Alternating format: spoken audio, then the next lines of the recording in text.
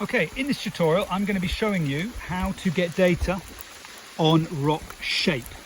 Now the first thing you're going to need to do is watch the tutorial on rock size and write and explain how you selected 10 rocks from the river channel using that tutorial. You don't need to include the bit about measuring the length and the size of the rock, but what you do need to write about is how you selected 10 rocks that were fairly sampled from across your river channel.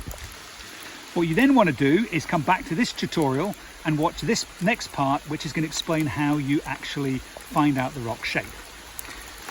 Okay, now I'm assuming at this point you've watched the tutorial on rock size and how we selected the 10 rocks. We should now have 10 rocks lined up that we've taken out of the river.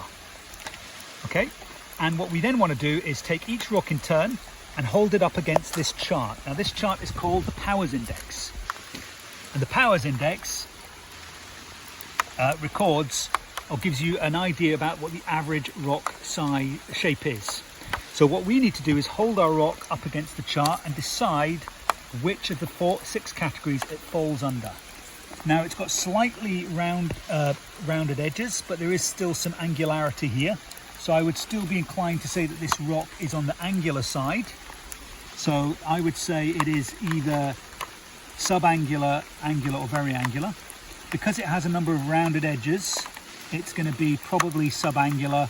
Once again, you might have selected sub-rounded. That's entirely up to you and what you judge the measurement to have been based on your eye. What's important is you do this for all 10 rocks that you've selected from the river channel, and when you write it down in the data sheet, you can just write down the code VA, A, SA, SR, R or DR. Okay.